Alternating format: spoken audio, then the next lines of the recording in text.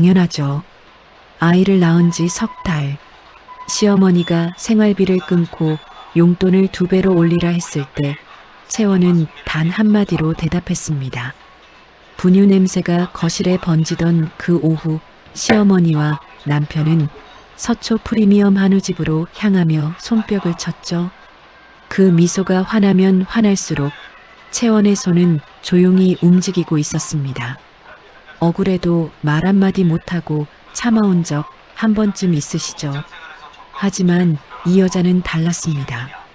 그날 밤 단말기에서 삐삐 소리가 났습니다.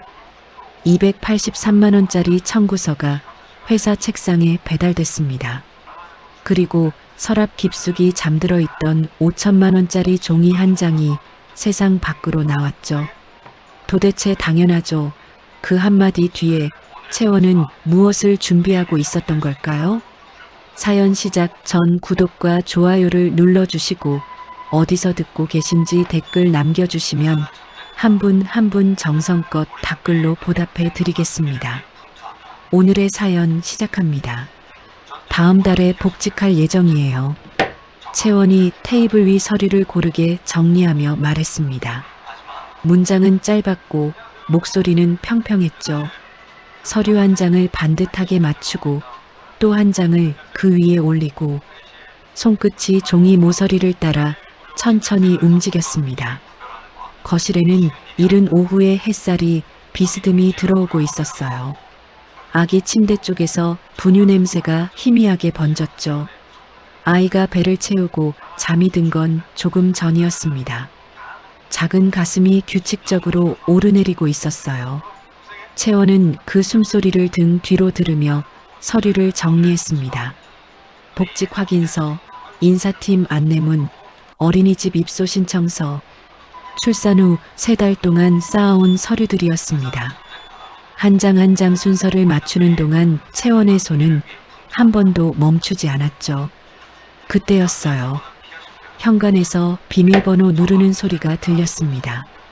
찍찍찍찍. 짧고 단호한 소리였죠. 채원의 손이 아주 잠깐 종이 위에서 멈췄습니다. 그리고 다시 움직였어요. 그것뿐이었습니다. 문이 열리고 복순이 들어섰습니다. 인사는 없었어요. 복순은 현관 턱을 넘으며 거실을 한번 훑었습니다. 자기 집에 들어오는 사람처럼 당연하게, 주인을 확인하는 사람처럼 느리게. 시선이 아기 침대를 스쳐 지나 테이블 위 서류 더미에 닿았죠. 채원이 자리에서 일어나 허리를 굽혔습니다. 어머니 오셨어요. 복순이 대답 대신 소파 쪽으로 걸어갔습니다. 가방을 탁 내려놓고 털썩 앉았죠. 쿠션이 눌리며 작은 소리를 냈습니다. 복순의 시선이 다시 테이블 위로 향했어요. 복직 준비하는 거야? 네, 다음 달에 복귀할 예정이에요. 복순이 천천히 고개를 끄덕였습니다. 입꼬리가 아주 살짝 올라갔죠. 그것은 기뻐서 웃는 표정이 아니었어요. 뭔가를 기다리고 있었다는 표정에 더 가까웠습니다. 그 소리 기다리고 있었다. 화장실 쪽에서 문이 열리는 소리가 났습니다. 재현이 손을 닦으며 나왔죠. 거실에 복순이 앉아 있는 걸 발견하고 눈을 껌뻑였습니다. 어머니, 연락도 없이. 앉아. 복순이 한마디 했습니다. 재현이 소파 쪽으로 걸어가 어머니 옆에 앉았죠. 채원은 테이블 앞에 그대로 서 있었습니다. 복순이 팔짱을 꼈습니다. 천천히 의식적으로. 그 동작 하나에 이미 오늘의 방문 목적이 다 들어 있었습니다. 채원아. 네. 네가 복직하면 돈 버는 거잖아. 그렇죠. 그럼 재현이한테 생활비 받을 필요 없잖아. 이 집구석의 돈줄이 누구인지 두 사람은 착각해도 단단히 착각하고 있었습니다. 채원이 입을 열려고 했습니다. 어머니, 이 집 생활비가 어떻게 구성되어 있는지 말씀드리면. 복순이 손을 흔들었습니다. 손바닥을 채원 쪽으로 펼치며 잘라냈죠. 말을 끊는 동작이 너무 익숙해서 연습이라도 해온 것 같았어요. 복잡하게 생각할 거 없어? 네가 벌면 되는 거잖아. 그리고 복순이 잠깐 사이를 뒀습니다. 내 용돈 2배로 올려줘. 다음 달부터. 채원이 재현을 바라봤습니다. 재현은 무릎 위에 올린 손을 만지작거리고 있었어요. 검지로 반지를 돌리다가 손을 뒤집었다가 다시 원래 자리로 돌려놓았습니다. 시선은 테이블 어딘가에 고정된 채였죠. 재현 씨, 채원이 불렀습니다. 재현의 어깨가 조금 굳었습니다. 어떻게 생각해요? 복순이 재현의 등을 툭 쳤습니다. 재현이 헛기침을 한 번 했죠. 어머니 쪽으로 눈길을 한 번 보냈다가 다시 테이블로 시선을 내렸습니다. 어머니 말씀이 아예 틀린 건 아닌 것 같아. 목소리가 낮았어요. 무언가를 뒤에 숨긴 사람의 목소리였습니다. 나도 사실 돈 눈치 보고 사는 게 힘들었거든. 채원이 재현을 바라봤습니다. 그것은 화가 난 시선이 아니었어요. 분노라고 하기엔 너무 건조했습니다. 뭔가를 확인하는 눈이었죠. 그래서 재현이 어깨를 폈습니다. 결심을 세우는 사람이 그러듯 한 번 숨을 들이쉬고 깔끔하게 각자 벌어서 각자 쓰자고. 양가 부모님도 각자 챙기는 걸로. 복순이 고개를 끄덕였습니다. 흡족한 표정이었죠. 아들이 드디어 남자다운 소리를 했다는 얼굴이었어요. 채원이 서류를 내려다봤습니다. 손이 종이 위에 있었지만 움직이지 않았죠. 이 집 월세, 공과금, 아이 분유값. 목소리는 채원의 머릿속에서만 흘렀습니다. 어머니 피부값이, 골프 모임 회비, 재현 씨 골프장. 이 2사람이 한 달에 얼마가 나가는지 알고 있을까? 채원은 아무 말도 하지 않았습니다. 알고 있다는 것만으로 충분했으니까요. 복순이 뭔가 기다리는 눈치였습니다. 왜 꿀먹은 벙어리가 됐어? 채원이 서류철을 가지런히 덮었습니다. 손바닥으로 표지를 한번 눌렀죠. 그리고 복순을 똑바로 바라봤습니다. 원하시는 대로 완벽하게 각자 도생하시죠. 복순의 눈이 동그래졌습니다. 예상하지 못한 대답이었던 모양이에요. 재현이 고개를 들어 채원을 바라봤습니다. 진짜야? 나중에 딴소리하기 없기다. 당신이랑 어머니가 원하는 거잖아요. 채원의 목소리에는 조급함이 없었습니다. 분노도 억울함도 표면에 드러나지 않았죠.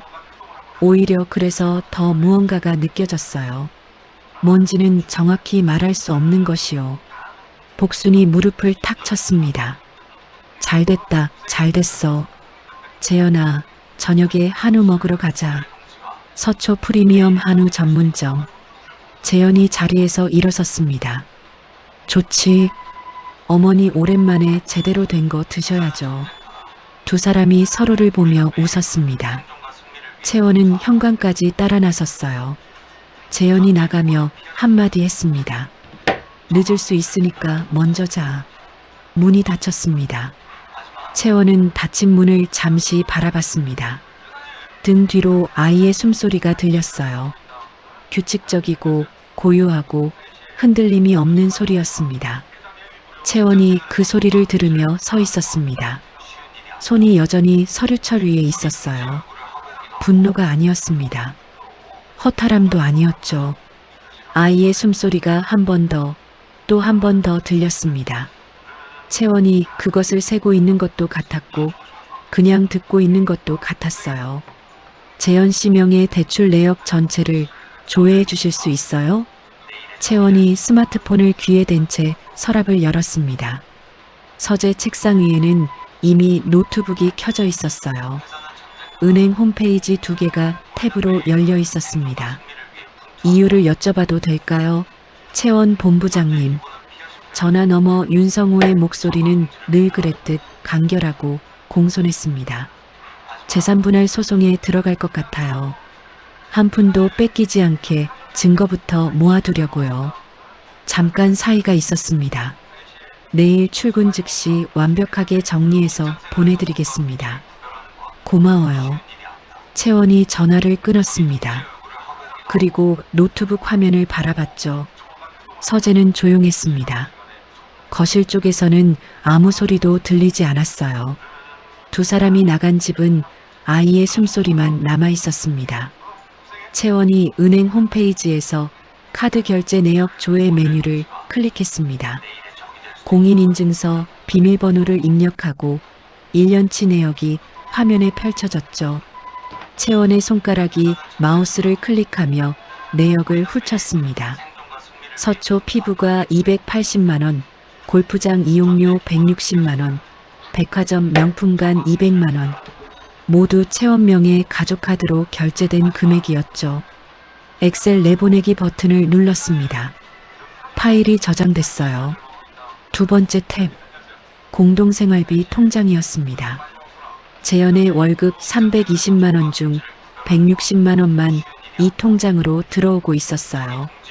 나머지는 재현 개인 통장으로 빠졌습니다. 채원의 월급은 1,100만 원이었고 이 집 생활비 전체가 채원의 통장에서 빠져나가고 있었습니다.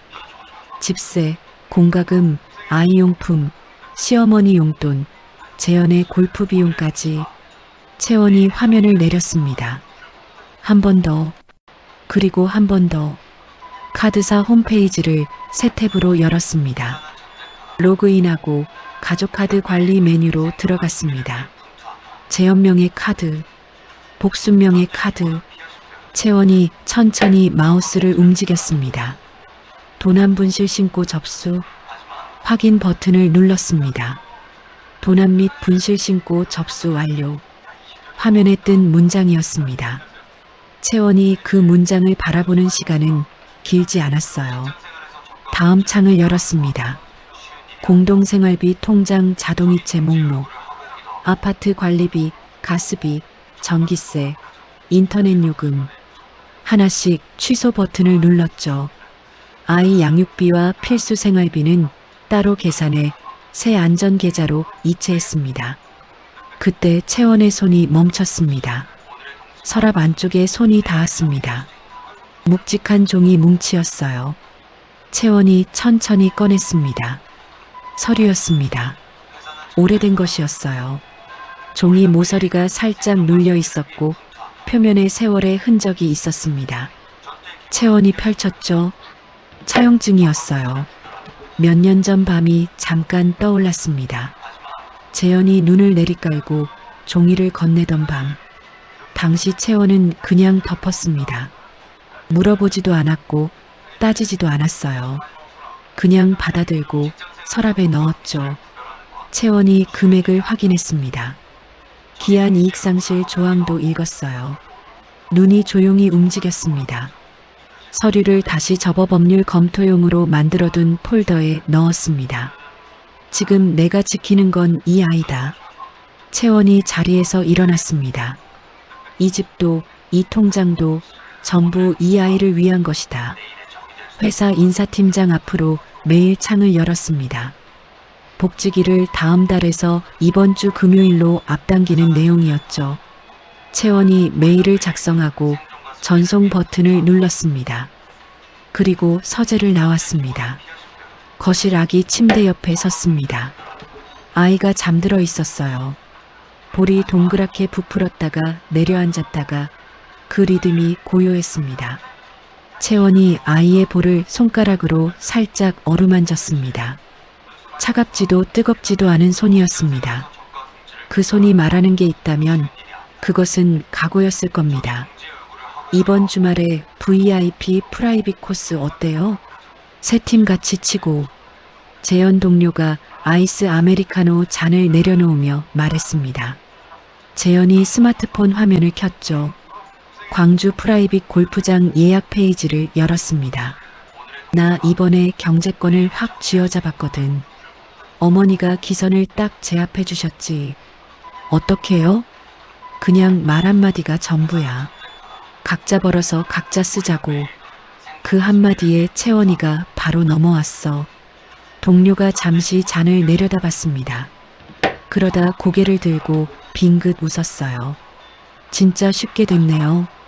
원래 방법 아는 사람은 쉬운 거야. 재현이 예약 화면에서 날짜를 선택했습니다. VIP 프라이빗 코스, 세 팀, 예약 확정 버튼을 눌렀죠. 지금 기분 어때요? 날아갈 것 같지? 동료가 아무 말 없이 고개를 끄덕였습니다. 재현은 그 침묵이 동의라고 생각했을 겁니다. 그러나 그것은 동의가 아니었어요. 뭔가를 삼킨 사람의 침묵이었습니다. 어떤 시술을 찾으세요? 직원이 클립보드를 들고 안내했습니다. 복순이 대기실 소파에 앉아 메뉴판을 펼쳤어요. 빽빽한 숫자들이 세로로 늘어서 있었습니다. 머리끝부터 발끝까지 젊어지는 걸로 직원이 메뉴판의 한 항목을 손가락으로 짚었습니다. 전신 안티에이징 퀸즈 프리미엄 코스예요. 280만 원이고요. 복순이 메뉴판을 내려놓았습니다. 해줘. 내 아들이 팍팍 쓰라고 줬거든. 망설임이 없었어요. 직원이 예약 확인서를 작성하러 자리를 비운 동안 복수는 손거울을 꺼내 얼굴을 살폈습니다. 피부결을 확인하고 눈가를 손가락으로 살짝 당겨보고 이제 사모님 소리 들으며 살겠다. 평생 그렇게. 복순의 입가에 흐뭇한 미소가 번졌습니다.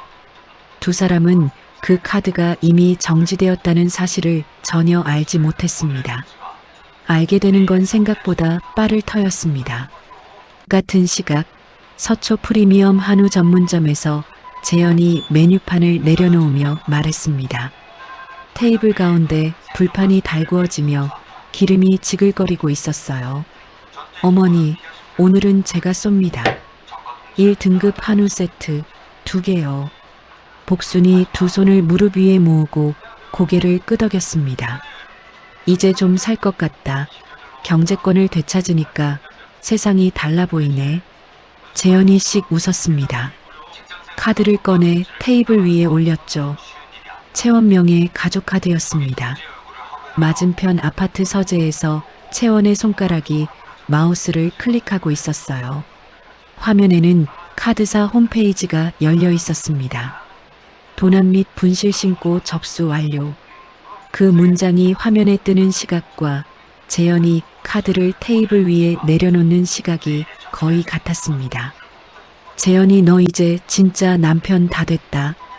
복순이 젓가락을 들며 말했습니다. 어머니, 이쪽으로 오세요. 불이 잘 안 받는다고요.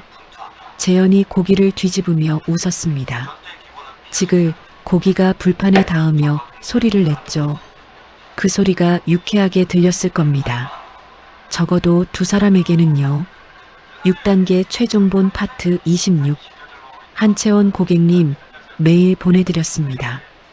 다음 날 아침이었습니다. 채원이 서재 노트북 화면을 열었을 때 윤성우의 메일이 도착해 있었어요. 첨부 파일을 클릭했습니다. 숫자들이 화면에 펼쳐졌죠. 소비자 금융 대출 2,200만 원, 리볼빙 잔액 800만 원. 채원이 파일을 저장했습니다. 법률 검토용 폴더 안에 넣었죠. 어젯밤 차용증을 넣어둔 폴더였어요. 폴더가 조금 더 두꺼워졌습니다. 현관벨이 울렸습니다. 박서진이었어요. 단정한 차림으로 서 있었습니다. 채원이 문을 열었죠. 잘 부탁드려요. 네, 걱정 마세요. 채원이 서재로 돌아가 아이 일과표를 들고 나왔습니다. 수유 시간, 낮잠 시간, 기저귀 교체 주기. 한 장에 빼곡하게 정리된 표였어요. 박서진이 꼼꼼하게 읽었습니다. 채원이 아이에게 다가갔습니다. 허리를 굽혀 볼에 입술을 댔죠. 다녀올게. 아이가 잠결에 움직였습니다. 채원이 잠시 그 자리에 있었어요. 그리고 서재로 들어가 노트북을 열었습니다. 렌탈업체 홈페이지였어요. 정수기, 공기청정기, 인터넷 요금, 결제 계좌 변경 신청 화면이 열렸습니다. 채원이 재현의 개인 통장 번호를 입력했죠. 신청 완료. 쥐꼬리만 한 월급으로 공과금 폭탄 맞아봐라. 채원이 화상회의 프로그램을 실행했습니다. 팀원들의 얼굴이 화면에 떴죠. 팀장님, 복직 축하드려요. 오셨다 기다렸어요. 다들 고생했어요. 금요일부터 바로 업무 시작할게요. 밀린 건 오늘 오후까지 파악하겠습니다. 누군가 기획안 파일을 공유했습니다. 채원이 화면을 내리며 읽었죠. 1페이지, 2페이지, 3페이지에서 손이 멈췄어요. 여기 데이터 오류 있어요. 팀원들이 화면을 들여다봤습니다. 어디요? 3페이지 시장 규모 추정치. 지난 분기 수치랑 산출 방식이 달라요. 이 부분은 제가 오늘 밤새 데이터로 다시 짜겠습니다. 다른 파트는 진행 계속해 주세요. 잠깐 정적이 흘렀습니다. 복직 첫날 바로 오류를 짚어낸 사람에 대한 조용한 인정이었죠. 팀장이 먼저 입을 열었습니다. 알겠습니다. 회의가 끝났습니다. 채원이 엑셀을 열었어요. 재현이 매달 부담해야 할 금액을 계산했습니다. 집세 절반 165만 원, 식비 85만 원, 공과금 33만 원. 숫자들이 열을 맞춰 들어찼습니다. 합계가 나왔죠. 프린터가 종이를 뽑아냈습니다. 채원이 서류를 봉투에 넣었습니다. 퀵서비스 앱을 열었어요. 기사에게 한마디를 추가했습니다. 본인 손에 직접 전달할 것. 재현의 회사 책상 위에 봉투가 놓였습니다. 오재현 씨, 퀵 왔어요. 재현이 봉투를 들었습니다. 발신인 주소를 봤죠. 뜯었습니다. 서류 묶음이 나왔어요. 청구서였습니다. 집세 절반, 식비, 공과금, 렌탈비. 항목마다 금액이 적혀 있었고 맨 아래 합계선이 있었습니다. 283만 원. 재현이 서류를 손에 쥔 채 잠시 서 있었습니다. 주변 동료 한두 명이 힐끗 봤어요. 재현이 자리에서 천천히 일어났습니다. 파쇄기 쪽으로 걸어가 투입구 앞에 섰죠. 윙, 파쇄기가 종이를 삼키는 소리가 울렸습니다. 어디 한번 끝까지 가보자. 이 정도로 내가 꺾일 줄 알았어? 재현이 빈손을 내려다봤습니다. 파쇄기는 이미 멈춰 있었어요. 조각난 종이가 통 안으로 사라졌죠. 근데 왜 손이 안 떨리지? 잠깐 그런 생각이 스쳤습니다. 떨리지 않는다는 게 용기인지 아니면 아직 실감이 없는 건지. 재현은 구분하지 못했어요. 구분하고 싶지 않았는지도 몰랐습니다. 자리로 돌아갔습니다. 모니터를 켜고 잠시 화면을 바라봤어요. 그리고 스마트폰을 꺼내 동료에게 문자를 보냈습니다. 주말 골프 확정이라고. 퇴근 후였습니다. 재현이 백화점 스포츠 매장 앞에서 발걸음을 멈췄어요.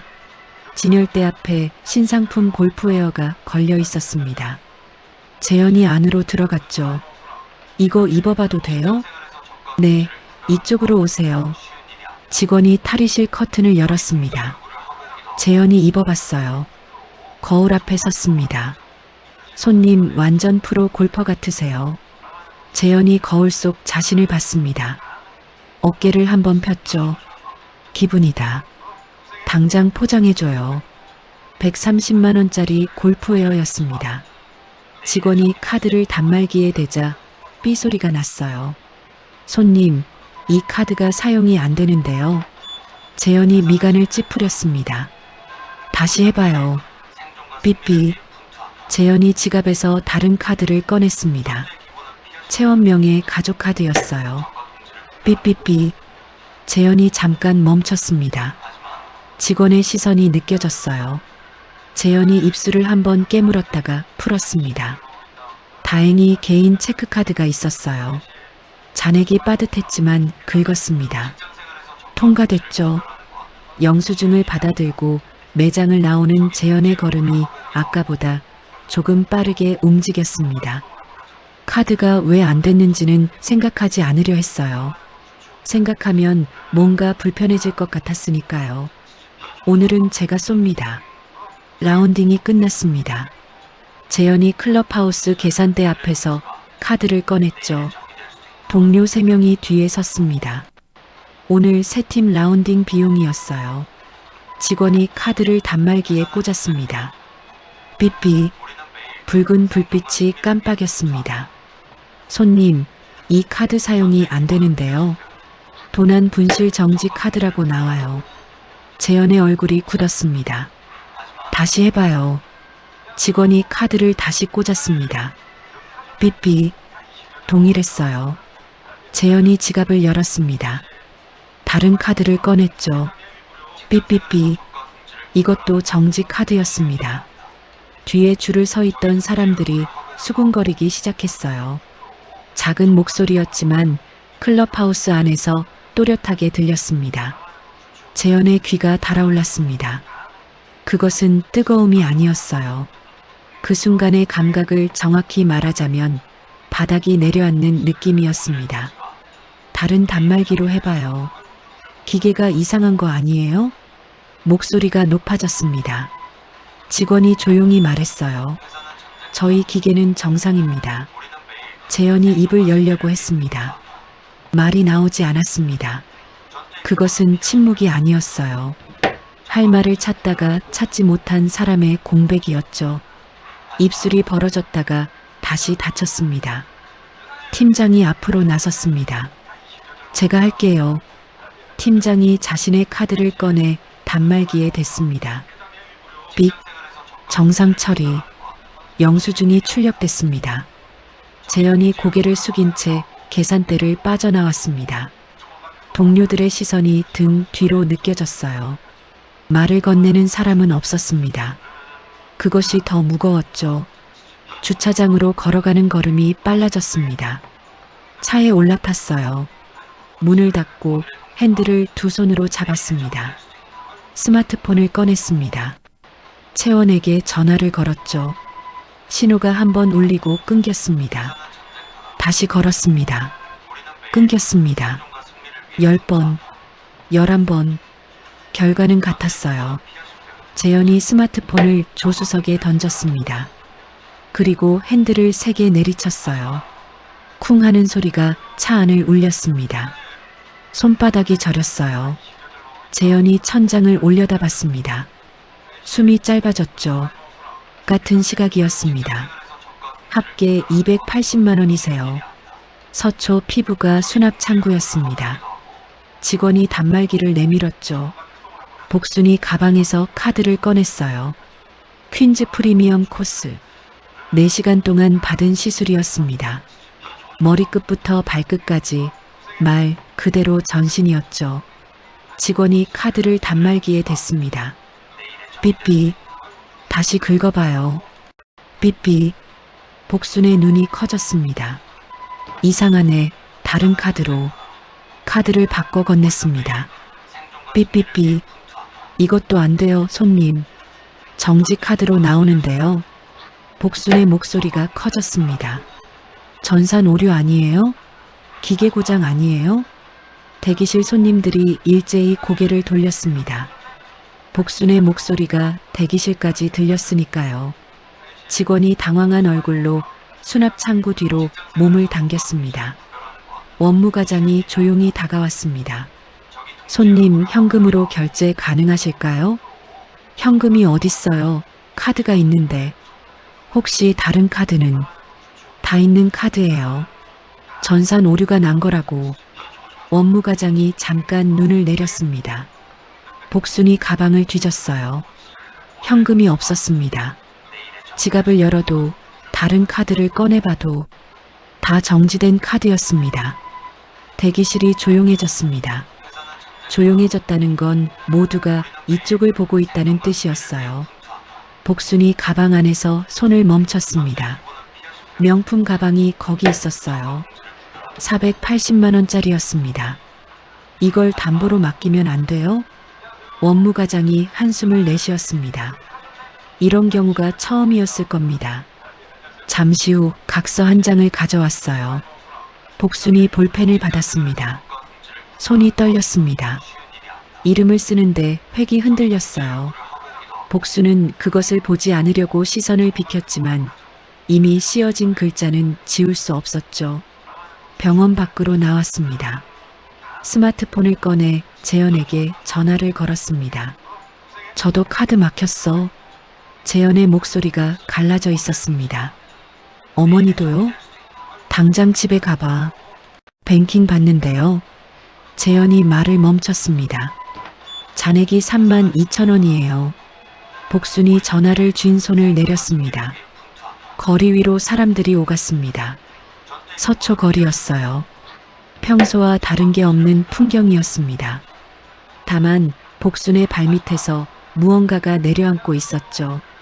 서서히 그러나 확실하게. 당장 집에 가. 무릎 꿇고 빌어. 야, 채원아. 비밀번호 왜 바꾼 거야? 재현이 현관 앞에서 번호를 눌렀습니다. 틀렸습니다. 다시 눌렀습니다. 삐삐삐삐. 문이 열리지 않았어요. 주먹으로 문을 두드렸습니다. 열어. 당장 열라고. 안에서 아무 대답이 없었습니다. 재현이 발로 문을 걷어찼습니다.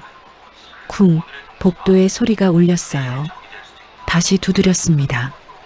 다시 찼습니다. 그때 발 아래 뭔가가 보였습니다. 캐리어였어요. 재현이 몸을 숙여 지퍼를 열었습니다. 자신의 옷이 들어 있었어요.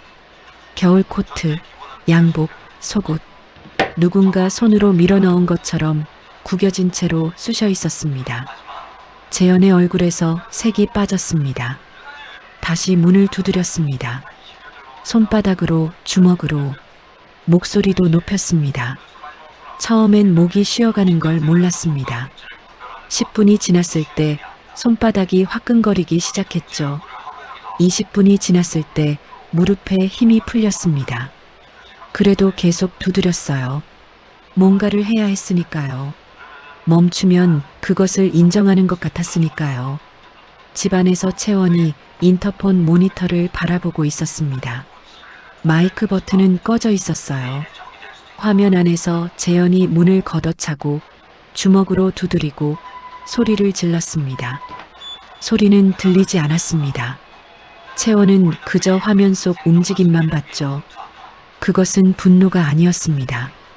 슬픔이라고 하기엔 너무 건조했어요. 채원 안에 있는 것은 그냥 피로였습니다. 아주 오래된 피로. 언제부터였는지도 가늠하기 어려운 피로였죠. 채원의 표정이 변하지 않았습니다. 30분이 지났습니다. 재현이 문 앞에 주저앉았어요. 등을 벽에 기댔습니다. 목이 쉬어 있었고 손바닥이 부어 있었죠. 천장을 올려다봤습니다. 형광등 불빛이 희멀겋게 내리쬐고 있었어요. 채원이 모니터에서 눈을 뗐습니다.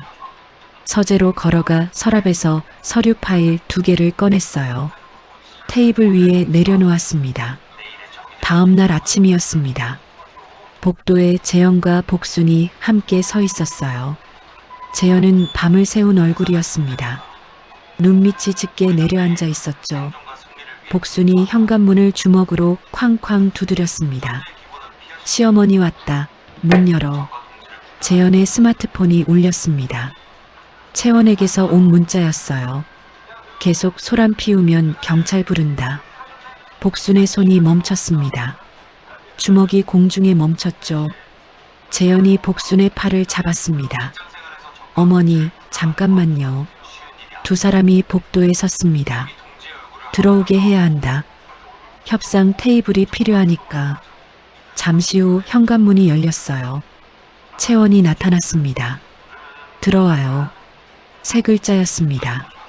말 안에 온도가 없었어요. 복순이 채원을 밀치고 먼저 들어섰습니다. 남편을 문 밖에서 재워 시어머니 카드를 끊어. 네가 사람이야? 며느리라는 게 이게 뭐야? 재현도 들어서며 말했습니다. 당장 카드 정지 풀어. 지금 당장. 채원이 거실 테이블 쪽으로 걸어갔습니다. 테이블 위에 이미 서류 파일 2개가 놓여 있었어요. 채원이 파일 위에 손을 얹었습니다. 복순이 파일을 봤습니다. 재현이 봤습니다. 두 사람이 채원을 봤죠. 아무도 말하지 않았습니다. 거실이 조용해졌어요. 냉장고가 낮게 윙윙거리는 소리만 들렸습니다. 파일 위에 놓인 손이 움직이지 않았어요. 채원이 말하지 않았습니다. 두 사람도 말하지 않았죠. 그 정적이 5초였는지 10초였는지 아무도 몰랐을 겁니다.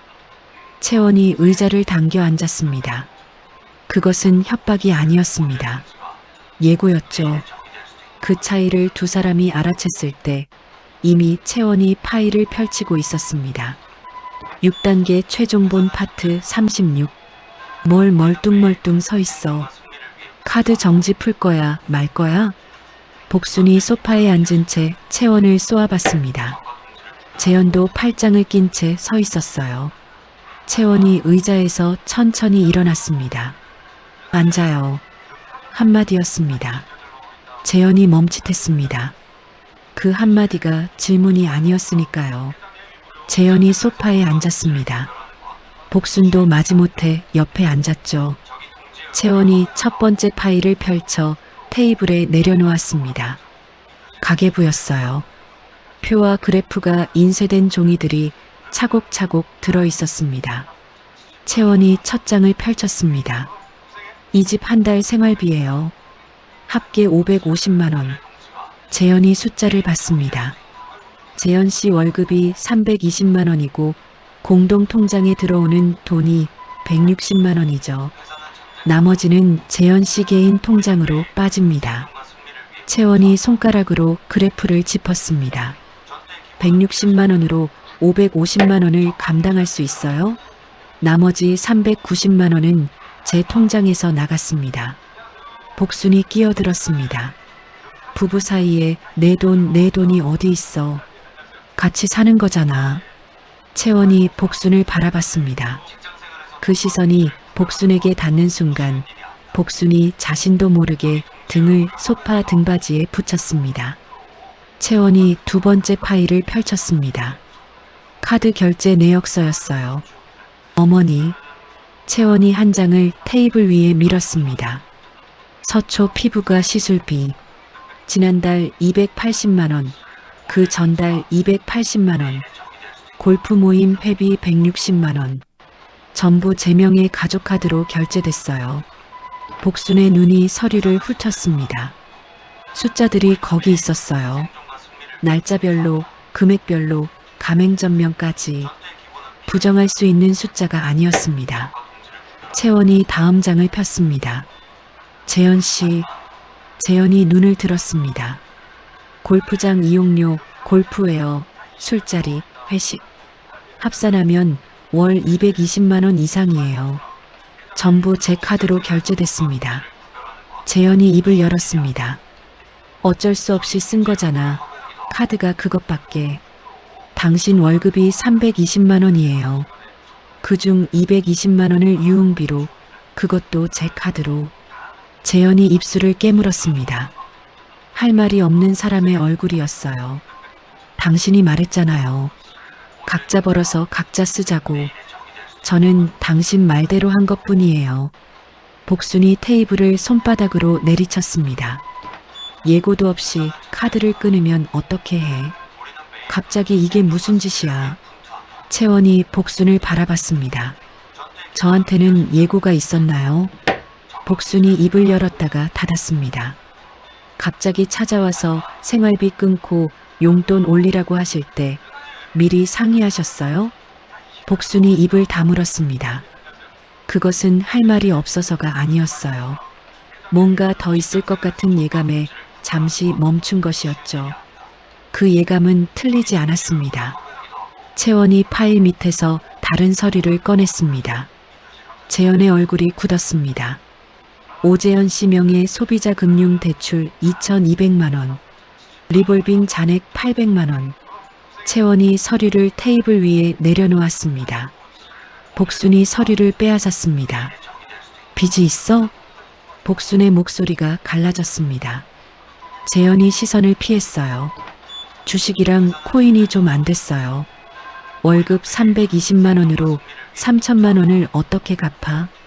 복순이 서류를 구겼습니다. 손에 힘이 들어갔죠. 서류를 찢으려는 것처럼 양쪽을 당겼습니다. 찢어도 돼요. 채원이 말했습니다. 그건 사본이니까요. 복순의 손이 멈췄습니다. 공기가 달라졌어요. 채원의 목소리에 분노도 조급함도 없었습니다. 오히려 그래서 더 무거웠죠. 구겨진 서류를 쥔 복순의 손이 그 자리에서 굳어 있었습니다. 원본은 이미 제 변호사한테 갔습니다. 복순이 서류를 테이블 위에 내려놓았습니다. 천천히 힘이 빠진 손으로. 잠시 후 복순이 목소리를 낮췄습니다. 부부가 서로 양보하고 이해해야지. 우리가 너무 심했나? 같이 잘 살아봐야지. 채원이 대답하지 않았습니다. 대신 서류 한 장을 더 꺼냈어요. 등기부등본이었습니다. 이 집 제 명의예요. 재현이 몸을 앞으로 기울였습니다. 결혼 전에 제가 전액 현금으로 산 집이에요. 재현 씨는 여기에 한 푼도 보탠 적 없어요. 그래도 부부 공동 재산 아니야? 결혼 전에 산 건 특유 재산이에요. 법적으로요. 채원이 파일을 닫았습니다. 내일 아침 8시까지 짐 싸서 나가요. 8시 넘으면 법적으로 처리합니다. 복순이 재현에게 돌아섰습니다. 빚이 있다는 걸 왜 말 안 했어? 이게 무슨 짓이야? 재현이 목소리를 높였습니다. 어머니가 맨날 용돈 달라고 해서 그렇잖아요. 뭐? 복순이 잠깐 멈췄습니다. 소파 등받이에서 몸을 일으키다가 재현을 바라봤습니다. 거실이 조용해졌어요. 채원이 파일을 가슴에 안고 두 사람을 바라봤습니다. 복순의 눈이 재현에게, 재현의 시선이 복순에게. 그 사이에 무언가 팽팽한 것이 당겨지고 있었습니다. 어머니가 시작한 거잖아요. 채원이한테 그렇게 들이대지 않았으면 이 꼴이 났겠어요? 찰싹 복순이 재현의 뺨을 후려쳤습니다. 이 자식이. 어머니가 시작한 거예요. 두 사람의 목소리가 거실에서 부딪혔습니다. 서로를 향해 손가락질하고 소리를 높이고 또 소리를 높였어요. 채원이 서류 파일을 가슴에 안았습니다. 거실을 가로질러 안방으로 걸어갔습니다. 문을 닫았습니다. 잠금 버튼을 눌렀죠. 문 너머에서 두 사람의 소리가 계속됐습니다. 채원은 그 소리를 등 뒤로 들었어요. 그리고 파일을 침대 위에 내려놓았습니다. 손이 파일 표지 위에 잠시 머물렀습니다. 움직이지 않았어요. 그것은 무언가의 끝이었고 동시에 시작이었습니다. 채원은 그 두 가지가 같은 순간에 있다는 것을 지금 이 손끝으로 느끼고 있었을 겁니다. 거실에서 소리가 흘러들어왔습니다. 채원이 안방 문을 등지고 아이 옆에 앉았습니다. 아이가 잠들어 있었어요. 입술이 살짝 벌어진 채로 고른 숨을 쉬고 있었습니다. 볼이 불그스름했어요. 이 아이는 오늘 거실에서 무슨 일이 있었는지 모를 겁니다. 채원이 아이의 이불을 여몄습니다.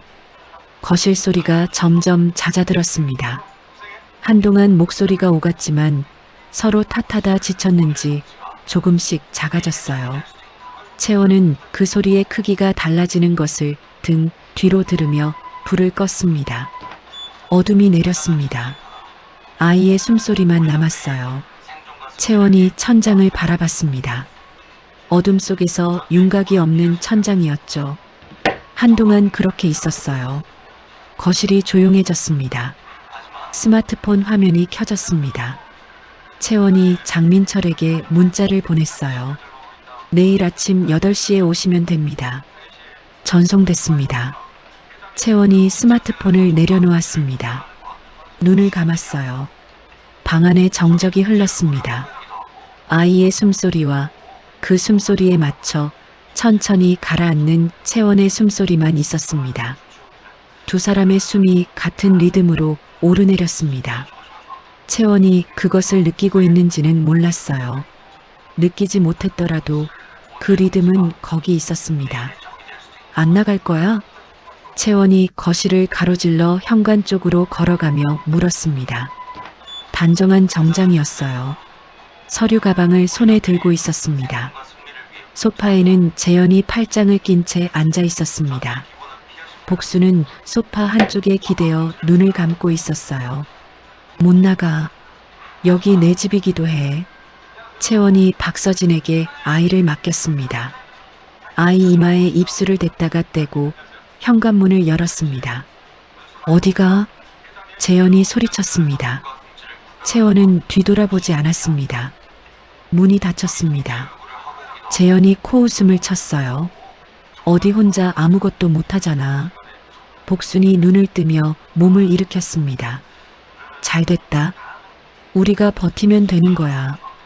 배고프네. 냉장고에 뭐 있어? 그때 현관문이 다시 열렸습니다. 복순과 재현이 동시에 현관 쪽을 봤습니다. 정장을 입은 남자 둘이 서류 가방을 들고 들어섰어요. 낯선 얼굴이었습니다. 앞에 선 사람이 명함을 꺼내 재현에게 건넸습니다. 법무법인 서한 장민철 변호사입니다. 한채원 고객님의 위임을 받아왔습니다. 뒤에 선 사람이 말했습니다. 한채원 씨의 전담 자산관리사 윤성우입니다. 재현이 명함을 내려다봤습니다. 손가락이 명함 모서리를 쥔 채 움직이지 않았어요. 앉으시죠, 오재현 씨. 장민철이 말했습니다. 재현이 마지못해 소파에 앉았습니다. 복순도 옆에 앉았어요. 장민철이 서류 가방을 열었습니다. 서류를 꺼내며 말했습니다. 오재현 씨, 이미 파악하신 부분 외에 하나가 더 있습니다. 재현이 눈을 찌푸렸습니다. 무슨 소리예요? 장민철이 서류를 테이블 위에 내려놓았습니다. 차용증이었습니다. 재현의 얼굴이 굳었어요. 그것은 놀람이 아니었습니다. 들켰다는 것을 아는 사람의 굳음이었죠. 복순이 서류를 빼앗듯 집어들었습니다. 5천만 원? 목소리가 갈라졌어요. 재현이 입을 열었습니다. 주식이랑 코인이 안 됐을 때 잠깐 빌린 거예요. 잠깐? 5천만 원을 잠깐? 어머니, 그러면서 나한테 용돈 올려준다고 했어? 돈도 없는 놈이. 복순이 절규했습니다. 재현이 복순에게 말하려고 입을 열었지만 장민철이 먼저 말했습니다. 이 차용증에는 기한 이익상실 조항이 포함되어 있습니다. 배우자에 대한 경제적 기만, 신뢰 위반 행위가 발생할 경우 즉각 반환 의무가 생깁니다. 재현이 고개를 들었습니다. 5천만 원 즉각 반환 청구와 가압류 소송이 이미 접수되었습니다. 재현이 벌떡 일어섰습니다. 지금 당장 5천만 원을 내놓으라고요? 복순이 바닥에 주저앉았습니다. 8천만 원이야. 복순이 중얼거렸습니다. 2,200만 원에 800만 원, 거기에 5천만 원. 손가락으로 셀 필요도 없었어요. 숫자가 너무 컸습니다. 복순이 재현의 등을 세게 내리쳤습니다. 이 미친놈아, 이게 무슨 짓이야? 어머니가 용돈 달라고, 내가 뭘 달라고 했다고 5천만 원을 빌려. 두 사람이 서로를 향해 소리를 질렀습니다. 장민철이 재현을 바라봤습니다. 그때 현관이 다시 열렸습니다. 작업복을 입은 인부 4명이 빈 박스를 들고 들어섰어요. 이 사람들은 또 누구예요? 재현이 소리쳤습니다. 퇴거 기한 아침 8시가 이미 지났습니다. 장민철이 말했습니다. 외부 보관소 업체입니다. 짐을 정리해 드릴 겁니다. 인부들이 안방 쪽으로 걸어갔습니다. 옷장 문이 열렸어요. 재현의 옷들이 박스 안으로 들어가기 시작했습니다. 재현이 달려가 안방 문을 잡았습니다. 잠깐만요, 내 거야. 손대지 마요. 윤성우가 앞을 막으며 말했습니다. 저항하시면 강제 집행 비용이 재현 씨 급여에서 압류됩니다. 재현이 멈췄습니다. 발이 그 자리에 붙었어요. 전진도 후퇴도 아닌 상태로 서 있었습니다. 장민철이 서류 한 장을 재현에게 내밀었습니다. 강제 집행 비용, 보관료, 퇴거 비용 전액은 재현 씨 급여에서 압류됩니다. 내용 증명입니다. 재현이 서류를 받았습니다. 읽었습니다. 손이 떨렸어요. 채원이랑 연락할 수 있게 해주세요. 한 번만요. 채원 씨가 모든 연락을 차단했습니다. 앞으로 저를 통해서만 가능합니다. 재현이 장민철의 팔을 잡았습니다. 한 번만요. 한 번만 기회를 주면 다 해결할 수 있어요. 장민철이 재현의 손을 조용히 떼어냈습니다. 재현이 손을 내렸습니다. 그것은 포기가 아니었어요. 포기할 힘도 남아있지 않은 상태였습니다. 인부들이 박스를 하나씩 현관 밖으로 나르기 시작했습니다. 옷들이 들어간 박스, 골프채가 들어간 박스, 책이 들어간 박스. 하나씩 나갈 때마다 거실이 조금씩 비어갔죠. 복순이 바닥에 앉은 채 그것을 바라봤습니다. 재현이 복순의 팔을 잡아 일으켰어요. 복순이 재현에게 기댔습니다. 두 사람이 현관으로 걸어갔습니다. 재현이 캐리어를 끌었죠. 복도에 나와서 재현이 뒤를 돌아봤습니다. 마지막 박스가 나왔습니다. 장민철과 윤성호가 뒤따라 나왔어요. 현관문이 닫혔습니다. 철커덩. 잠시 후 안에서 소리가 들렸습니다. 삐삐삐. 비밀번호가 다시 바뀌는 소리였습니다. 재현이 캐리어를 끌고 엘리베이터로 향했습니다. 복순이 뒤뚱거리며 그 뒤를 따랐죠. 엘리베이터 버튼을 눌렀습니다. 문이 열렸어요. 엘리베이터 문이 닫히기 직전 재현이 고개를 들었습니다. 굳게 닫힌 현관문을 마지막으로 바라봤습니다. 문은 열리지 않았습니다. 문은 앞으로도 열리지 않을 것이었죠. 엘리베이터 문이 닫혔습니다. 6단계 최종본 파트 46. 팀장님, 차세대 커머스 플랫폼 프로젝트 지금 어디까지 됐어요? 채원이 자신의 자리에 앉으며 물었습니다. 석 달 전과 똑같은 의자였고 똑같은 모니터였어요. 그런데 채원은 달라져 있었습니다. 전원 버튼을 누르는 손이 조용했어요. 서두르지 않았지만 늦지도 않았죠. 팀장이 자리에서 일어나 다가왔습니다. 반가워요, 팀장님. 오셨다. 동료들이 몇 명씩 다가와 인사를 건넸습니다. 채원이 고개를 끄덕이며 각자의 눈을 짧게 마주쳤어요. 그리고 다시 팀장에게 물었습니다. 프로젝트요. 팀장이 의자를 당겨 앉으며 한숨을 내쉬었습니다. 석 달째 제자리예요. 개발팀이랑 마케팅팀이 계속 충돌하는데 총괄이 없으니까 조율이 안 되고 일정은 계속 밀리고. 총괄이 없어요? 그 자리가 비어 있어요. 맡겠다는 사람이 없어서. 채원이 화면을 켰습니다. 메일함을 열었어요. 밀린 메일들이 줄을 서 있었습니다. 제가 총괄 맡겠습니다. 팀장이 채원을 바라봤습니다. 복직 첫날부터요? 이 프로젝트가 얼마나 폭탄인지 알아요? 실패하면 책임 다 뒤집어 쓰는 거 알지요?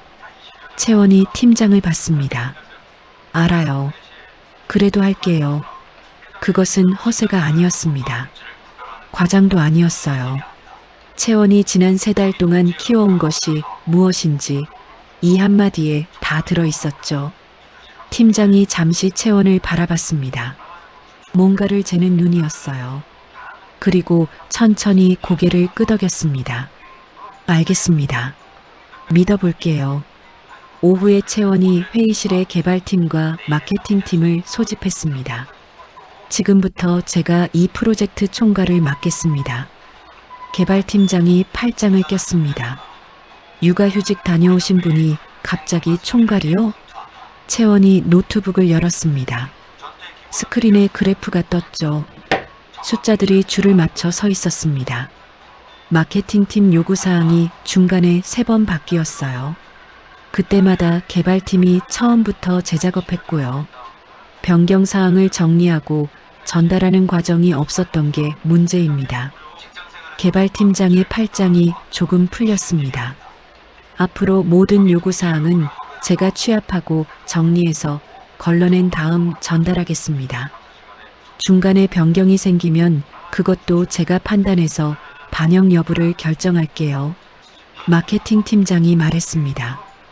그렇게 되면 우리 의견이 제대로 반영될까요? 반영될 의견은 반영됩니다. 개발 일정을 흔드는 변경은 조정할 거예요. 그게 총괄의 역할이니까요. 다른 의견 있으신 분? 아무도 말하지 않았습니다. 그 정적이 동의였죠. 내일부터 바로 시작합니다. 그날 밤 채원은 밤늦게까지 데이터를 분석했습니다. 새 일정표를 짰어요. 창밖으로 서울 야경이 유리창에 비쳤습니다. 채원이 잠시 손을 멈추고 창밖을 봤습니다. 불빛들이 거기 있었어요. 움직이지 않는 불빛들이었습니다. 채원이 그것을 보다가 다시 키보드를 두드렸습니다. 해낼 수 있을지 채원 자신도 아직 알 수 없었습니다. 재현이 구로 고시원 복도를 터벅터벅 걸었습니다. 형광등 하나가 깜빡이고 있었어요. 복도 냄새는 낡은 건물 특유의 것이었습니다. 눅눅하고 기름기가 배어있는 냄새. 재현이 방문을 열었습니다. 침대 하나 놓으면 꽉 차는 방이었어요. 재현이 침대에 털썩 앉았습니다. 스마트폰을 꺼냈죠. 대출 이자 납부 촉구 문자가 수십 개 쌓여 있었어요. 재현이 문자를 지우기 시작했습니다. 하나, 둘, 셋. 손가락이 화면을 쓸었습니다. 그러다 멈췄어요. 지워도 소용없다는 걸 알고 있었으니까요. 재현이 스마트폰을 내려놓고 한숨을 내쉬었습니다. 천장을 봤습니다. 얼룩이 있었어요. 누군가 오래전에 물이 새어 생긴 얼룩이었습니다. 재현이 그 얼룩을 바라봤어요. 같은 시각이었습니다. 아줌마, 빨리빨리 좀 해요. 손님 기다린다고. 사장이 주방 안으로 소리쳤습니다. 복순이 고무 장갑을 낀 손으로 불판을 닦았어요. 네네, 지금 해요. 허리를 더 숙였습니다. 기름때가 쉽게 지워지지 않았어요. 수세미로 문질렀습니다. 한 번, 두 번, 손목에 붙인 파스 냄새가 올라왔습니다. 얼마 전부터 손목이 아팠어요. 아프다고 말할 수 있는 사람이 없었습니다. 복순이 허리를 펴며 얼굴을 찡그렸습니다. 그리고 다시 허리를 숙였어요. 얼마 전 복순의 입에서 나왔던 말이 있었습니다. 사모님 소리 들으며 살겠다고. 피부가 대기실 소파에 앉아 손거울을 보며 흐뭇하게 웃었던 그 말이요. 지금 복순의 손에는 손거울 대신 기름때 묻은 수세미가 들려 있었습니다. 그 낙차가 얼마나 되는지 복순 자신이 가장 잘 알고 있었을 겁니다. 아줌마, 사장이 또 소리쳤습니다. 네네. 복순이 다시 허리를 숙였습니다. 밤이 됐습니다. 고시원 방 안에서 복순에게 전화가 왔어요. 재현아, 나 오늘 월급 85만 원 받았다. 약값도 못 사겠어. 재현이 벽에 등을 기대고 앉아 전화를 들었습니다. 저도 가압류로 통장이 계속 비어요. 채원이한테 한 번만 더 사정해봐. 이러다 진짜 우리 어떻게 되는 거야? 연락이 다 막혀 있어요. 회사로 찾아가. 무릎 꿇고 빌어. 재현이 한참 말이 없었습니다. 무릎을 꿇는다고 열릴 문이 아니다. 재현은 알고 있었습니다. 저 사람은 한 번 닫으면 끝까지 닫는 사람이다. 그것도 알고 있었죠. 그래도 가지 않으면 이 방에서 평생 이 얼룩 천장만 보게 될 것이다. 재현이 입을 열었습니다. 알았어요. 한번 가볼게요. 전화가 끊겼습니다. 방이 다시 조용해졌습니다. 형광등이 희미하게 윙하는 소리를 냈어요. 각자 도생을 먼저 말한 두 사람의 오늘이었습니다. 채원아. 퇴근 시간이 가까워진 회사 로비였습니다. 엘리베이터 문이 열리고 사람들이 쏟아져 나왔어요. 기둥 뒤에 서 있던 재현이 튀어나왔습니다. 구겨진 셔츠였어요. 면도를 며칠째 하지 않은 얼굴이었고 눈밑이 깊이 꺼져 있었습니다. 채원이 걸음을 멈췄습니다. 깔끔한 정장의 서류 가방이었어요. 두 사람이 마주선 그 순간 같은 공간에 있는 것이 믿기지 않을 만큼 달라 보였습니다. 잠깐만, 한 번만 기회를 줘. 내가 잘못했어. 재현이 다가오며 말했습니다. 목소리가 갈라져 있었어요. 채원이 한 발짝 물러섰습니다. 여기서 뭐 하는 거야? 빚도 갚을게. 시간만 줘. 한 번만. 재현이 고개를 숙였습니다. 그것은 비굴함이 아니었어요. 그것이 비굴함이었다면 차라리 나았을 겁니다. 그보다 더 낮은 무언가였습니다. 채원이 대답하지 않았습니다. 로비 데스크 쪽으로 손을 들었어요. 보안팀 좀 불러주세요.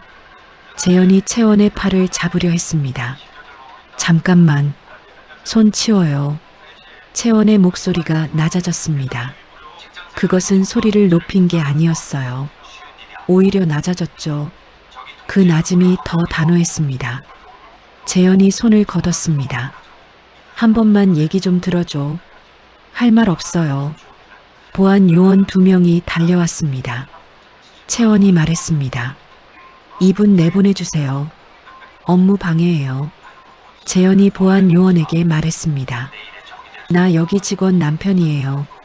채원이 정정했습니다. 전 남편이요. 2글자였습니다. 로비는 멈추지 않았습니다. 사람들이 오갔고 회전문이 돌았고 어딘가에서 전화 소리가 들렸습니다. 그런데 재현은 멈춰 있었어요. 발이 바닥에 박혔습니다. 숨이 한 박자 늦어졌죠.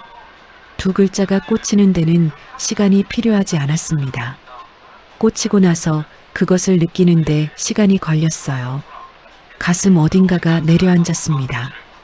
재현은 그게 어디인지 정확히 알 수 없었어요. 다만 내려앉은 것만은 분명했습니다. 채원이 보안 요원에게 말했습니다. 이분 얼굴 등록하고 출입 금지 처리해 주세요. 보안 요원들이 재현의 양팔을 잡았습니다. 재현이 발버둥을 쳤지만 소용없었어요. 자동문이 열리고 재현이 건물 밖으로 밀려났습니다. 쿵, 재현이 바닥에 엉덩방아를 찧었습니다. 자동문이 닫혔습니다. 유리문 너머로 채원이 보였습니다. 한 번도 돌아보지 않고 엘리베이터 쪽으로 걸어가고 있었어요. 엘리베이터 문이 열리고 채원이 들어가고 문이 닫혔습니다. 채원의 모습이 사라졌죠. 재현이 바닥에 앉아 화려한 로비 안불빛을 바라봤습니다. 유리 너머의 불빛이었어요. 안에서 밖을 보는 불빛과 밖에서 안을 보는 불빛은 다릅니다. 재현은 지금 밖에서 안을 보고 있었습니다. 재현이 천천히 일어났습니다. 바지에 먼지를 털었어요. 고개를 푹 숙이고 건물을 등졌습니다. 발걸음이 움직이기 시작했습니다. 밤 11시였습니다. 채원이 서류 가방을 들고 현관문을 열었습니다. 집안이 조용했어요. 박서진이 아이 옆에서 일어나 인사를 했습니다. 채원이 고마움을 전하고 박서진을 배웅했습니다. 문이 닫히고 집안에 채원과 아이만 남았습니다. 채원이 가방을 내려놓고 아이 옆에 앉았습니다. 볼을 바라봤어요. 잠든 얼굴이었습니다. 채원이 손을 뻗어 아이의 볼을 한번 어루만졌습니다. 따뜻했어요. 채원의 손이 그 온기 위에 잠시 머물렀습니다. 움직이지 않았죠. 같은 시각 구로의 좁은 방에서 복순이 침대에 누워 있었습니다. 손목 파스를 떼어냈어요. 새 파스를 꺼내 붙였습니다. 그 냄새가 방 안에 번졌죠. 복순이 스마트폰을 들어 재현에게 전화를 걸었습니다. 신호음이 울렸습니다. 1번, 2번, 3번 받지 않았습니다. 복순이 스마트폰을 내려놓았습니다. 천장을 바라봤어요. 채원의 아파트에서 쫓겨나던 날 현관문이 닫히던 소리가 아직 귀에 남아 있었습니다. 철커덩하는 그 소리가요. 방이 다시 조용해졌습니다. 채원의 집에는 아이의 온기가 있었습니다. 복순의 방에는 파스 냄새만 남아 있었어요. 오재현 씨, 들어오세요. 인사팀장이 사무실 문을 열고 말했습니다. 재현이 들어섰습니다. 구겨진 셔츠에 짙은 눈 그늘이었어요. 재현이 자리에 앉았습니다. 인사팀장이 테이블 위에 서류를 올려놓았습니다. 오늘 채권 추심 전화가 벌써 10번 왔어요. 재현이 눈을 내렸습니다. 5년 됐잖아요, 오재현 씨. 근데 이건 제가 어떻게 해줄 수가 없어요. 한 번만 기회를 주시면 빚 정리할 수 있어요? 재현이 대답하지 못했습니다. 그것은 할 말을 찾는 침묵이 아니었어요. 없다는 것을 아는 침묵이었죠. 인사팀장이 펜을 내밀었습니다. 재현이 펜을 받았습니다. 손이 떨렸어요. 서류 위에 이름을 썼습니다. 글자가 흔들렸습니다. 짐은 오늘 중으로 빼주세요. 재현이 자리에서 일어났습니다. 사무실 문을 열고 나왔어요. 자신의 자리로 걸어갔습니다. 개인 물건이 이미 박스에 담겨 있었습니다. 누군가 미리 담아둔 것이었어요. 재현이 박스를 들었습니다. 사무실을 나섰어요. 엘리베이터를 탔습니다. 1층에서 내렸어요. 자동문이 열렸습니다. 바깥 공기가 들어왔어요. 재현이 박스를 들고 건물 밖으로 나갔습니다. 밤이었습니다.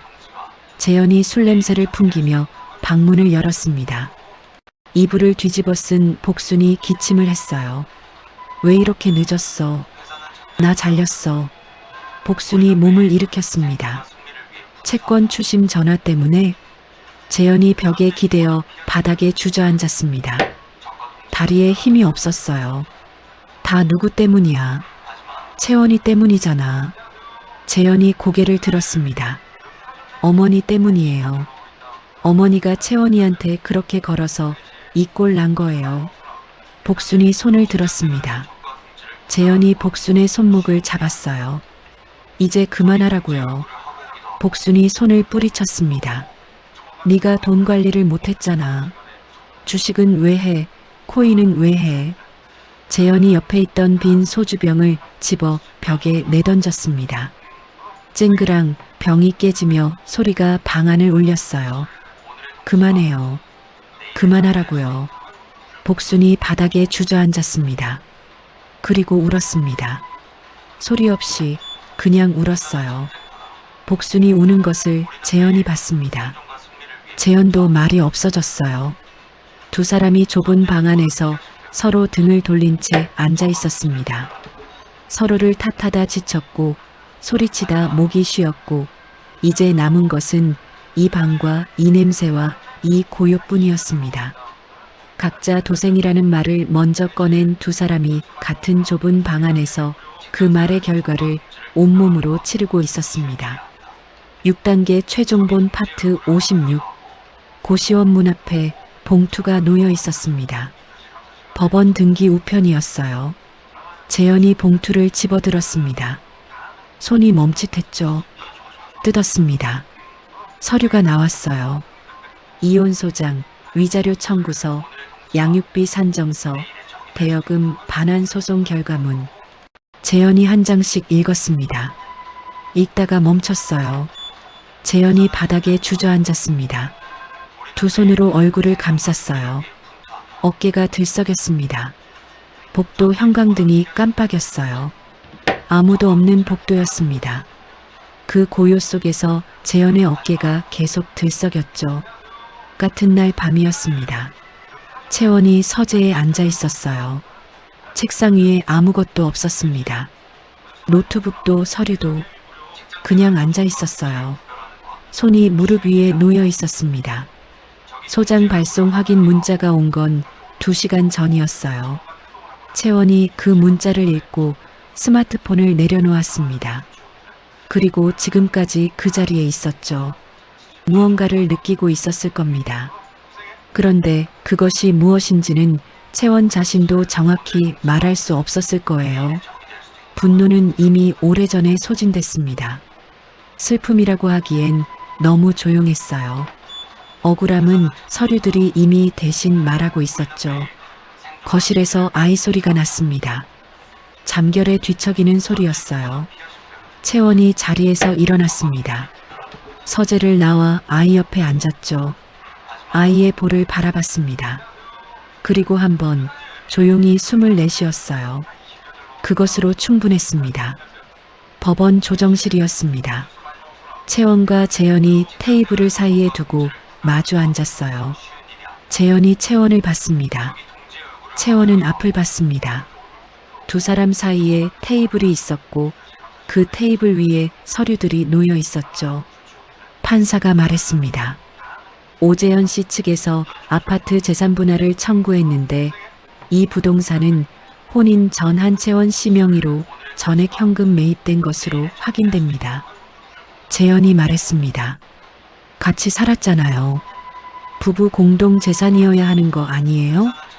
혼인 기간 약 1년 반, 부동산 매입 시점은 혼인 전 오재현 씨 기여도는 확인되지 않습니다. 결혼 전 본인 자금으로 취득한 재산은 특유 재산으로 분류되고요. 재산 분할 청구는 기각합니다. 재현의 어깨가 축 처졌습니다. 그것은 패배가 아니었어요. 패배라고 하기엔 처음부터 이길 수 없었던 싸움이었습니다. 재현은 그것을 이미 알고 있었을 겁니다. 알면서도 청구했던 거겠죠. 위자료 청구 사유를 검토하겠습니다. 판사가 서류를 펼쳤습니다. 배우자 명의 카드 무단 사용, 채무 은닉, 경제적 기만, 청구 사유가 모두 확인됩니다. 위자료는 청구대로 인정합니다. 재현이 말했습니다. 채원이가 갑자기 카드를 끊고 집에서 쫓아낸 거예요. 그건 왜 따지지 않아요? 본인 명의 카드 정지, 본인 소유 부동산에서의 퇴거 요청은 위법이 아닙니다. 재현이 입을 다물었습니다. 양육비는 아이가 성인이 될 때까지 매달 지급으로 확정합니다. 지금 직장이 없습니다. 판사가 재현을 한번 바라봤습니다. 그리고 서류로 시선을 내렸어요. 양육비 지급 의무는 직장 유무와 관계없이 변하지 않습니다. 판사가 서류를 내밀었습니다. 서명해 주세요. 채원이 먼저 펜을 들었습니다. 깔끔하게 서명했어요. 재현이 펜을 받았습니다. 손이 떨렸습니다. 천천히 이름을 썼어요.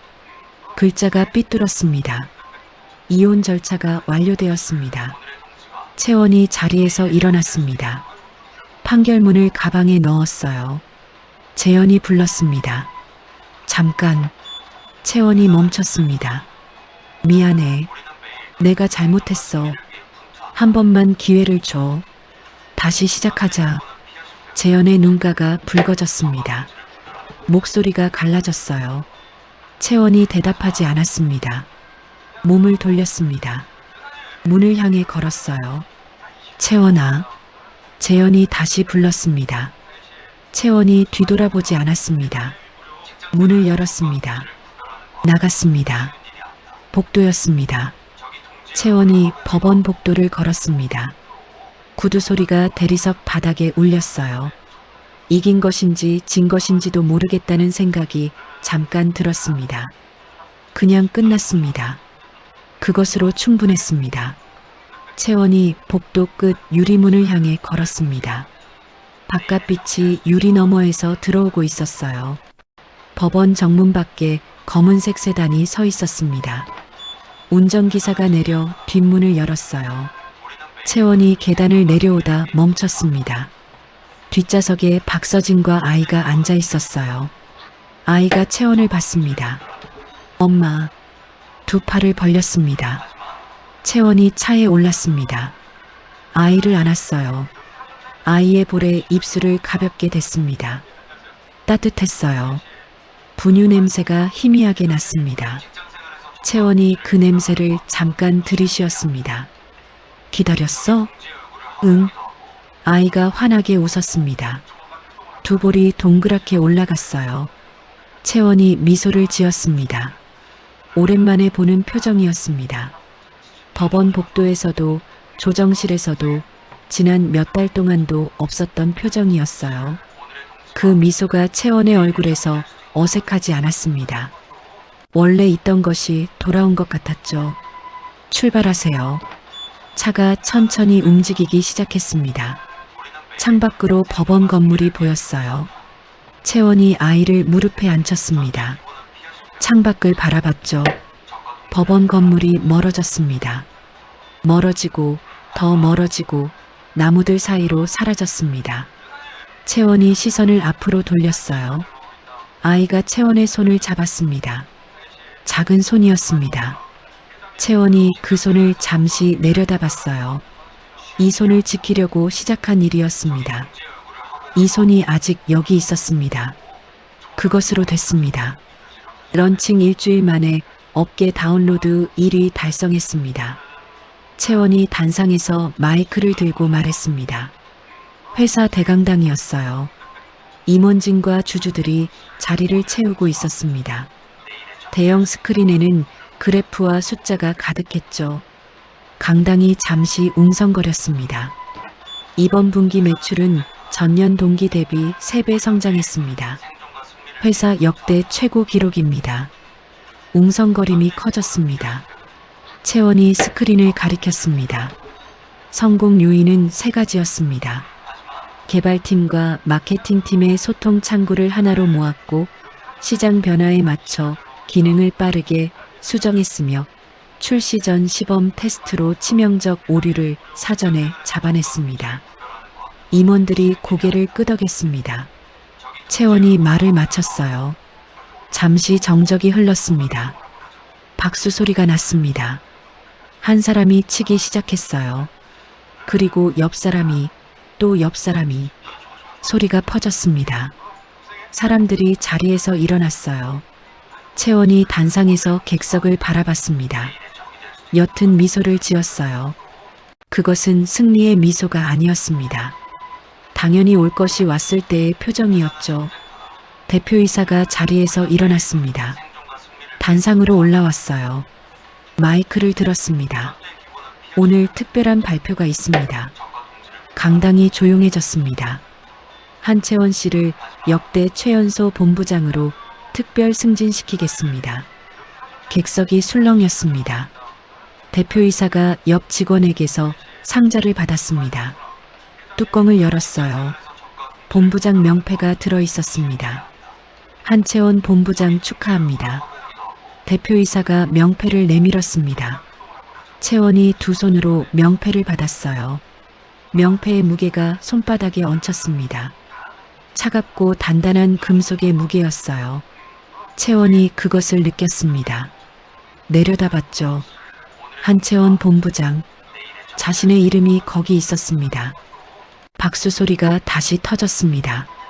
채원이 명패를 두 손으로 쥔 채 단상에 서 있었어요. 그 손은 어젯밤 서랍 안에서 차용증을 꺼내던 손이었습니다. 카드 정지 버튼을 누르던 손이었고 아이의 볼을 어루만지던 손이었어요. 법원 복도를 걸어 나오던 날 아이의 작은 손을 잡았고 오늘 이것을 들고 있었습니다. 지금 그 손이 이것을 들고 있었습니다. 저녁이었습니다. 서초 고급 호텔 연회장에서 채원이 팀원들과 테이블에 둘러앉았어요. 샴페인 잔이 테이블 위에 놓여 있었습니다. 개발팀 막내가 잔을 들었습니다. 본부장님, 저희가 처음에 얼마나 반신반의했는지 아세요? 채원이 잔을 들었습니다. 알아요. 근데 진짜 해내셨잖아요. 다들 고생했어요. 어떻게 흔들리지 않으셨어요? 중간에 개발팀이랑 마케팅팀이 동시에 들이받았을 때 채원이 잠시 잔을 내려다봤습니다. 흔들렸어요. 잔이 부딪혔습니다. 샴페인이 흘렀어요. 웃음소리가 났습니다. 채원이 잔을 내려놓고 창밖 야경을 바라봤습니다. 서초의 불빛들이 아래에 깔려 있었어요. 저 불빛들 중에서 채원이 걸어온 길이 있었을 겁니다. 고시원과 식당이 있는 골목도 있었겠죠. 같은 서울이었습니다. 다만 바라보는 높이가 달라져 있었어요. 어느 날 밤이었습니다. 사무실에 불이 꺼져 있었어요. 채원만 남아 있었습니다. 창밖으로 서초 야경이 펼쳐졌죠. 채원이 책상 앞에 서 있었습니다. 손에는 종이 한 장이 들려 있었어요. 사직서였습니다. 채원이 책상 위에 사직서를 내려놓았습니다. 창밖을 바라봤어요. 불빛들이 움직이지 않았습니다. 그런데 채원의 안에서는 무언가가 움직이고 있었죠. 스마트폰을 열었습니다. 통화 버튼을 눌렀어요. 윤 팀장, 나 내일 대표님한테 사직서 낼 거야. 같이 나올 생각 없어? 전화 너머에서 침묵이 흘렀습니다. 짧은 침묵이었어요. 한 박자, 두 박자, 21번 고르는 시간이었습니다. 채원 씨 따라갈게요. 망설임 없는 대답이었습니다. 채원이 창밖을 바라보며 옅은 미소를 지었습니다. 사직서가 책상 위에 놓여 있었어요. 명패를 받았던 두 손이 이제 다른 것을 들려고 하고 있었습니다. 6단계 최종본 파트 66. 이혼 후 6개월이 지났습니다. 서초 중심가 신축 건물 외벽에 로고가 붙어 있었습니다. 채원의 이름을 딴 정보통신 컨설팅 회사였어요. 아침 햇살이 유리 외벽에 반사돼 번지고 있었습니다. 자동문이 열리며 채원이 들어섰습니다. 검은 정장이었어요. 높은 구두가 로비 바닥을 딱딱 두드렸습니다. 로비 직원이 자리에서 일어났습니다. 대표님, 좋은 아침입니다. 좋은 아침이에요. 채원이 엘리베이터 쪽으로 걸어갔습니다. 직원이 따라오며 말했어요. 오늘 오후 투자사 미팅 있습니다. 자료 준비됐죠? 네, 준비됐습니다. 고마워요. 엘리베이터 문이 열렸습니다. 채원이 들어서려다 멈췄어요. 아이가 옆에 서 있었습니다. 채원의 손을 잡고 있었죠. 언제 따라온 건지 채원의 걸음에 맞추어 조용히 옆에 붙어 있었습니다. 오늘 어린이집 안 가? 아이가 고개를 들었습니다. 오늘은 엄마 회사 구경하는 날이야. 아이의 눈이 반짝였어요. 엘리베이터가 꼭대기층으로 올라갔습니다. 문이 열렸죠. 채원이 아이의 손을 잡고 복도를 걸었습니다. 대표실 문을 열었어요. 커다란 유리창이 있었습니다. 서울 시내가 한눈에 들어왔습니다. 아이가 달려갔어요. 창가로 달려가 유리창에 두 손을 짚었습니다. 작은 손바닥 두 개가 유리에 닿았죠. 우와, 높다. 아이가 아래를 내려다봤습니다. 손가락으로 한 곳을 가리켰어요. 엄마, 저기 뭐야? 채원이 다가갔습니다. 아이가 가리킨 곳을 봤어요. 길 건너편이었습니다. 공사 현장이 있었습니다. 공사 현장의 아침이었습니다. 시멘트 냄새가 공기 안에 섞여 있었어요. 기계 소리, 인부들의 고함, 흙먼지. 재현이 시멘트 포대를 어깨에 올렸습니다. 안전모를 쓰고 있었어요. 얼굴에 흙먼지가 앉아 있었고 이마에서 땀이 흘러내리고 있었습니다. 재현이 포대를 내려놓았습니다. 허리를 폈어요. 이마에 땀을 장갑 낀 손으로 닦았습니다. 그리고 고개를 들었습니다. 길 건너편이었어요. 신축 건물이 있었습니다. 높은 건물이었죠. 유리창이 아침 햇살을 받아 빛나고 있었어요. 꼭대기층 유리창이었습니다. 거기에 두 사람이 서 있었습니다. 재현의 눈이 커졌습니다. 채원이었습니다. 깔끔한 정장을 입고 아이와 함께 창밖을 내려다보고 있었어요. 아이가 유리창에 손을 짚고 있었습니다. 채원이 그 옆에 서서 아이가 가리키는 곳을 함께 보고 있었죠. 재현이 제자리에 얼어붙었습니다. 손에서 힘이 빠졌습니다. 어깨에 얹힌 시멘트 포대가 미끄러질 뻔했어요. 재현이 포대를 간신히 붙잡았습니다. 손바닥에 땀이 배어 있었죠. 저 사람이다. 재현이 눈을 떼지 못했습니다. 현장 소음이 계속됐어요. 기계가 돌아가고 어딘가에서 쇠가 부딪히고 인부 하나가 고함을 질렀습니다. 그 소리들이 재현의 귀를 지나쳤어요. 들렸지만 들리지 않았습니다. 저 사람은 나를 보지 않고 있다. 재현이 그 자리에 서 있었습니다. 포대를 내려놓지도 다시 올리지도 않은 채로 뭐해, 빨리 움직여. 현장 반장의 고함이었습니다. 재현이 퍼뜩 정신을 차렸습니다. 고개를 푹 숙였어요. 시멘트 포대를 다시 어깨에 올렸습니다. 무거웠어요. 아까보다 더 무거운 것 같았습니다. 실제로 무거워진 건 아니었을 겁니다. 재현이 건물 뒤편으로 발걸음을 옮겼습니다. 흙먼지가 일었어요. 재현이 그 흙먼지 속으로 걸어 들어가 사라졌습니다. 대표실로 돌아왔습니다. 채원이 창가를 떠나 책상 앞에 앉았어요. 책상 위에 사진 액자가 놓여 있었습니다. 채원과 아이가 함께 웃고 있는 사진이었어요. 채원이 손가락으로 액자 테두리를 천천히 쓰다듬었습니다. 각자 도생. 채원은 그 말을 떠올렸습니다. 먼저 꺼낸 건 그쪽이었습니다. 그것뿐이었어요.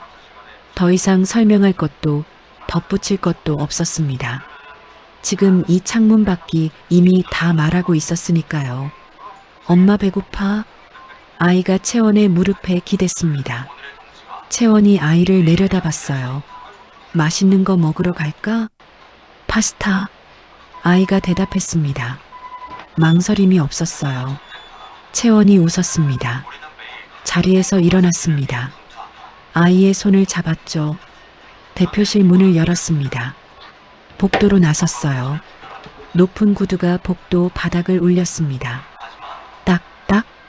아이가 그 옆에서 아장아장 걸었습니다.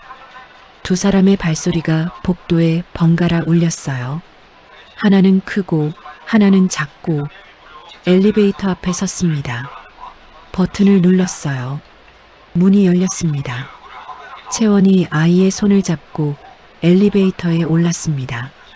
문이 닫히기 직전 채원이 고개를 돌렸어요. 대표실 쪽 창밖을 한번 바라봤습니다.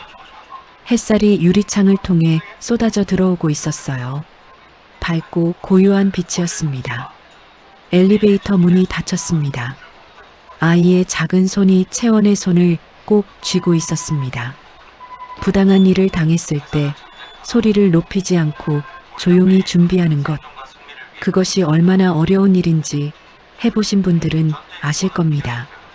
분하고 억울한 마음을 삼키면서도 흔들리지 않으려면 남모르는 단단함이 필요하니까요. 고진감래라 했습니다. 쓴 것이 닿으면 반드시 단 것이 온다는 말입니다. 오늘 이야기의 주인공은 그 단 것을 기다리지만 않았습니다. 스스로 만들어냈습니다. 혹시 지금 억울한 상황 속에 계신 분이 계시다면 조용히 준비하는 것이 가장 강한 대답이 될 수 있다는 것을 기억해 주시길 바랍니다. 당신의 단단함을 응원합니다. 오늘의 이야기가 당신의 마음에 작은 울림을 드렸다면 앞으로도 당신의 나날에 잔잔한 위로가 될 이야기들로 찾아뵐 수 있도록 구독과 좋아요를 눌러주세요. 그리고 사연의 주인공을 위한 따뜻한 말씀도 댓글로 부탁드립니다. 당신의 오늘을 늘 응원합니다.